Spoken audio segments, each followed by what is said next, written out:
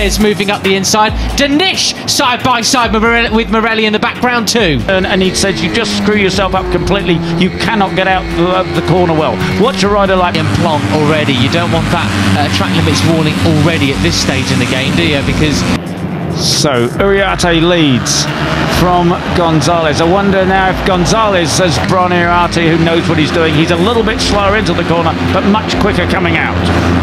One more time, and you find yourself going through the long lap penalty. Yeah, and there's Benyat got with the fellow Spanish one. If the two Spanish can make a break for it, they've got the slightest advantage. Got to hand it to Benyat Fernandez, the number 7. He's up from 24th on the grid to 11. Fernandez on the number 7. He certainly has the pace to drag this group. And there's who is that in the advantage over Veda Pratama in third place? But they were half a second slower last time around in basically one lap. That is a heck of a great progression from the young Spaniard. Yeah, he background way off on the green that time. Right, so start and finish then. On Bankar pushing, Peter, the Yugoslavian rider. Of course, he's already won one race and has got also a third this year. The inside comes Christian. And there's somebody pulling off. That was Christian Daniel pulling his tape off the radiator. As funny rider, sorry. Yeah, look at this stuff, side by side. And Daniel to take the lead. That was absolutely brilliant, wasn't it? So Veda goes from first to... Brian Uriarte leads over Veda Pratama. Up the inside is Morelli on Christian Daniel. He does it hard on the brakes. The back end of the KTM hopping around there as Brian... Third position as Daniel will come across the line leading this race. Veda looks just behind him. Morelli takes third place. It was 9/10 of a second. Turns it into the first right-hander. And Agostinelli has got a long lap. They do a bit of a twitch. You're allowed to do once, but you can't do it twice, 3 times, etc. With the chasing group across the finish line that time around, Peter. They closed in by a 10th, but... penalty. Yeah, that'll be a track limits thing as well, and it'll probably be, Pete, surely that it'll be the come towards turn 1. It's going to be Uriarte leading the way. Veda up the inside of Christian Dan. Look at Brian out front. He's just thinking, no way, I'm absolutely going for it. Last time around, he set a 140 final corner where there isn't really a lip. It will be the first turn as well. That once again to his lead was rather short-lived. Yeah, and they're broken away. The group is broken away. Yaroslav Karpushin 6.8, but actually the fastest rider on track, Peter, was Joel Pons, back in 19th place. It won't be where these riders are getting caught out.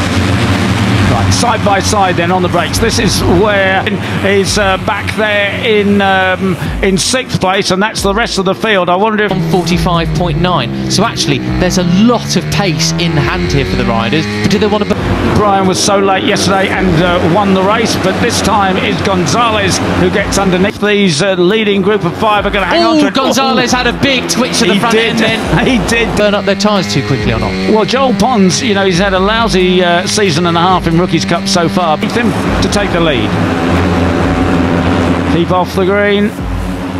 Oh, didn't he? There, he collected that up just in time to turn it right, but he lost a little bit of ground. But he was 6th in FP2, made a complete mess of qualifying, didn't get a tow, but certainly he has pace for the whole, using every bit of road, but staying away. And the number 11, David Gonzalez, a 17. I think it could have been a lot worse. Karpushin's absolutely on it, isn't he? He got a podium last round here. If his FP pace is anything to go by, so it would be great. Old Spaniard. He has the lead now. Can Brian Uriarte and Veda Pratama go with him? And crucially, Peter, time out in Saxon, he's got Danish for company just behind him, and the chase begins. They're great to see Pons way up in this group.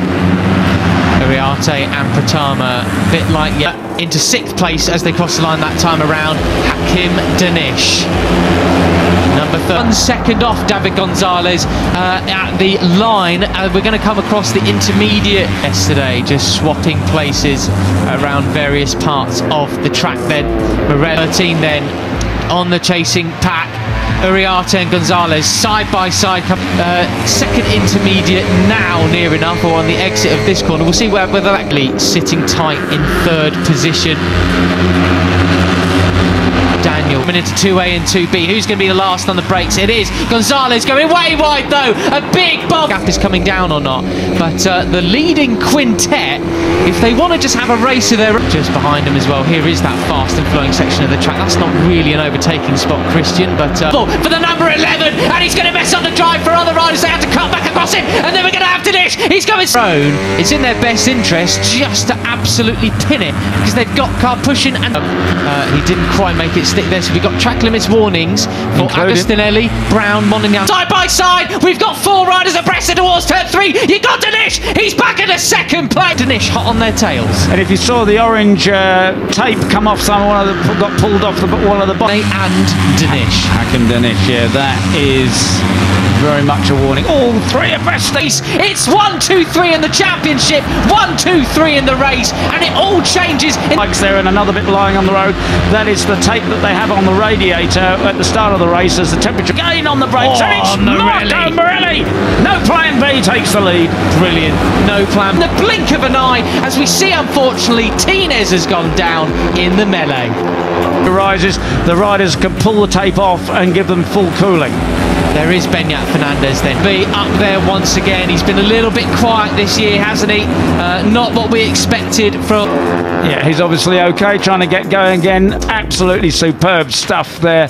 He was the fastest rider on track last time around, 0.2 of a second quicker than the Argentinian. Kicked off the year with a 5th and a 4th place finish. He got it. Brilliant to see Hakim on the number 13 now, splitting his 2 championship. Your leader, Christian Daniels, so he could well be a threat later in the race. But what's for Cert's first podium in Le Mans Race 2? He's not been on the podium since. But this is what we want to see. Riders, that is the order they run in the championship. Uriarte, Danish and Veda. These front 5 riders are just absolutely drilling it. They're not interested in a big pay from Morelli. Yeah, he had 2 wins last year, and we want to see him on the top step of the Potama. 1, 2, 3. And if you've got David Gonzalez, who really lost out with that race, they want to have one of their own. Yeah, that's right. And Brian Uriarte and Brian desperately trying to keep his KTM off the green stuff there as he chases. Big mistake in towards 2A. He has now been pushed back to 8th position. So it's actually... Veda Pratama are well able to drag this group away from the rest of the field, but that isn't happening at the moment. Morelli away from the first corner. And of course, him and Morelli came to blows back in Sachsenring, didn't they? And 1, 2, 3 in the championship, and the 5th rider of the championship, Beñat Fernandez, into 4th place. It's 3 abreast on the brakes. Oh, and Christian Daniel, the last on the brakes there, just lets them... Look at the gap then with the chasers. They are on it. They are going to catch them, I think. The race just behind them, all the way from near enough the back row of the grid. Water off a little bit later than everybody else. He's going to go across track limits, though, on the exit of that, which is the risk you...